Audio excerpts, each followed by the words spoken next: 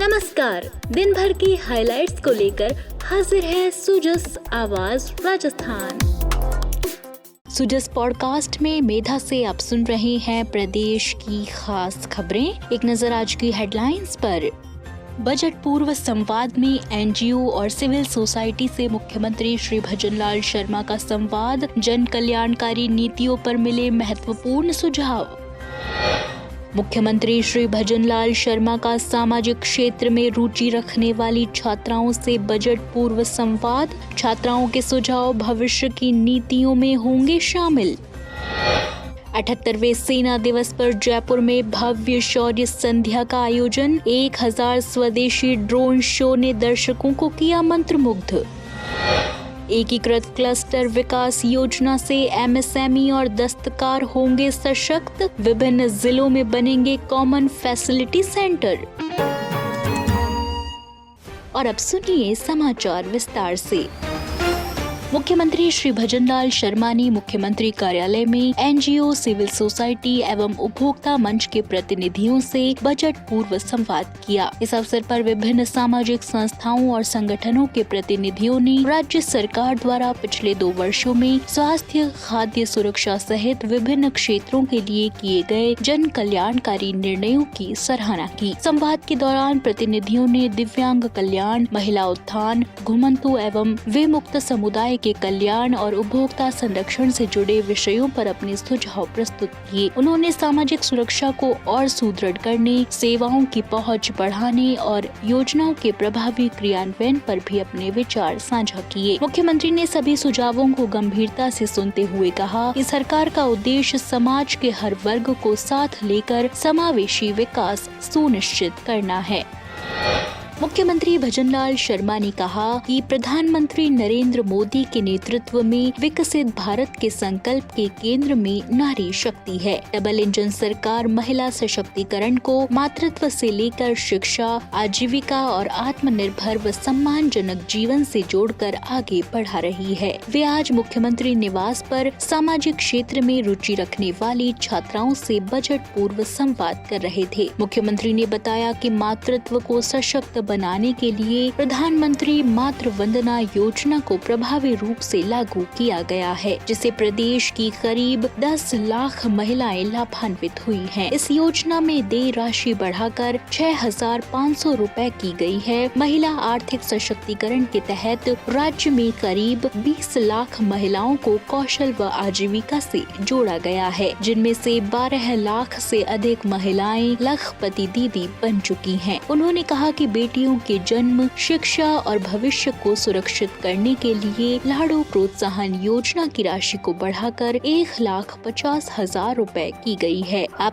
तक 10,50,000 से अधिक साइकिलें और करीब 40,000 स्कूटियां वितरित की जा चुकी हैं। जरूरतमंद महिलाओं को 450 रुपए में गैस सिलेंडर भी उपलब्ध कराया जा रहा है। मुख्यमंत्री ने बताया कि युवाओं को रोजगार सरकार की सर्वोच्च प्राथमिकता है। पिछले 2 वर्षों में 1 लाख से अधिक सरकारी नौकरियां दी गई हैं और 1.5 लाख से अधिक पदों पर भर्ती प्रक्रियाधीन है। राज्य में 3,30,000 से अधिक युवाओं को कौशल प्रशिक्षण दिया गया है। उन्होंने कहा कि सरकार 5 वर्षों में 4 लाख सरकारी नौकरी देने के संकल्प पर कार्य कर रही है। 10 जनवरी को नव चयनित कांस्टेबलों को नियुक्ति पत्र दिए गए, जिनमें से 2,500 से अधिक महिलाएं शामिल थीं। उन्होंने स्पष्ट किया कि 2 वर्षों में कोई पेपर लीक नहीं हुआ है और भर्तियां पूरी तरीके से पारदर्शी हो रही हैं।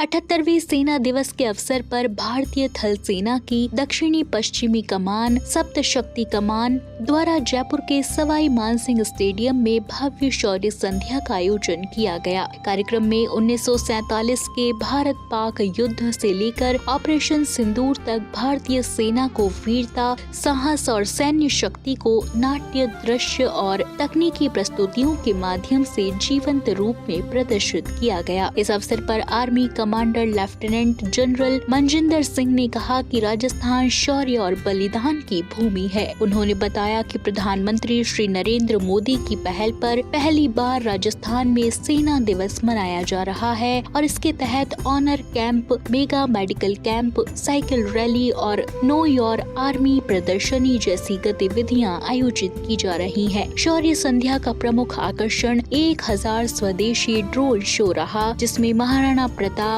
छत्रपति शिवाजी महाराज, तिरंगा और सेना के प्रतीकों के साथ सैन्य आधुनिकीकरण की झलक दिखाई गई।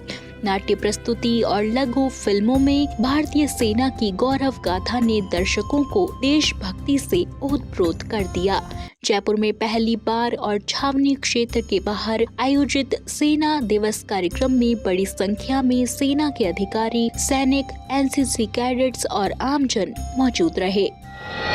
प्रदेश के उप मुख्यमंत्री एवं वित्त मंत्री दिया कुमारी ने केंद्रीय बजट 2026-27 से पूर्व आयोजित बजट पूर्व परामर्श बैठक में राजस्थान की विकासात्मक आवश्यकताओं एवं वित्तीय प्राथमिकताओं को केंद्र सरकार के समक्ष विस्तार से रखा। शनिवार को नई दिल्ली में केंद्रीय वित्त मंत्री निर्मला सीतारमन की अध्यक्षता में हुई बैठक में उन्होंने कहा कि राजस्थान सरकार प्रधानमंत्री के विकसित भारत 2047 के विजन और $5 ट्रिलियन की अर्थव्यवस्था के लक्ष्य की प्राप्ति के लिए पूर्णतया प्रतिबद्धता के साथ सक्रिय भागीदारी निभा रही है। उप मुख्यमंत्री ने जल शक्ति क्षेत्र की परियोजनाओं को प्राथमिकता देने का अनुरोध करते हुए पार्वती काली सिंध चंबल लिंक परियोजना को राष्ट्रीय महत्व की घोषित करने के लिए 5000 करोड़ रुपए के प्रावधान की मांग रखी। साथ ही शेखावाटी क्षेत्र के लिए यमुना जल संवहन परियोजना को राष्ट्रीय परियोजना में शामिल करने और इसके लिए 200 करोड़ रुपए के बजटीय प्रावधान का आग्रह किया। उन्होंने राज्य में सूक्ष्म सिंचाई की संभावनाओं को देखते हुए पर ड्रॉप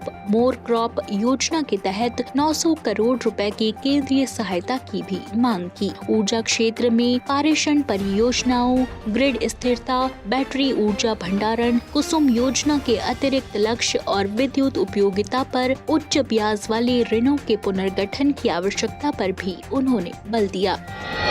प्रदेश में उद्योगों को आधुनिक सुविधाएं और प्रतिस्पर्धात्मक मजबूती देने के लिए विभिन्न औद्योगिक क्लस्टरों में कॉमन फैसिलिटी सेंटर विकसित किए जा रहे हैं। नीमराणा बहरोड क्षेत्र में इंजीनियरिंग फैब्रिकेशन की 200 से अधिक इकाइयों के लिए CNC press brake, fibre laser cutting और CNC प्लाज्मा मशीनों से युक्त CFC बनेगा। 9 करोड़ 93 लाख रुपए की लागत में से 7 करोड़ 86 लाख रुपए अनुदान दिया जाएगा। बालोतरा, जसोल और बिथुजा में टेक्सटाइल प्रोसेसिंग की 600 से अधिक इकाइयों के लिए वाटर जेट लूम्स और वार्पिंग मशीनों से युक्त CFC बनेगा, जिससे कच्चे माल के लिए अन्य राज्यों पर निर्भरता खत्म होगी। 9 करोड़ 75 लाख रुपए की लागत में 8 करोड़ 76 लाख रुपए का अनुदान मिलेगा। वहीं दौसा के सिकंदरा, मानपुर और बांदीकुई और भरतपुर के बयाना क्षेत्र में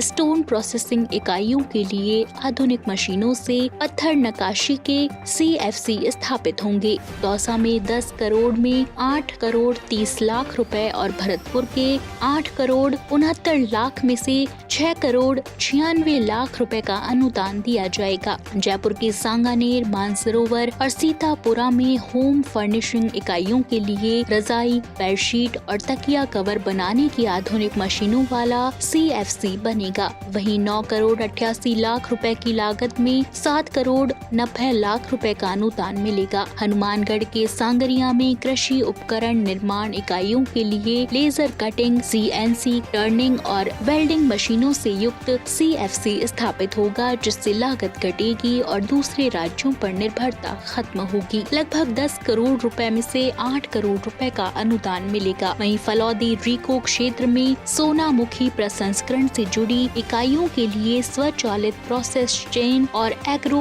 वेस्ट ब्रिकेटिंग सिस्टम लगाया जाएगा। 10 करोड़ रुपए की लागत में करीब 9 करोड़ रुपए अनुदान में 15% तक अपशिष्ट कम होगा। होगा। इसके साथ ही जयपुर, चाकसू, चूरू और झुंझुनू क्षेत्र में लेदर और गोटा जरी से जुड़े दस्तकारों और महिलाओं को प्रशिक्षण दिया जाएगा। यह सभी पहले एकीकृत क्लस्टर विकास योजना के तहत की जा रही हैं, जिनके अंतर्गत 3 वर्षों में 50 क्लस्टर विकसित करने का लक्ष्य है।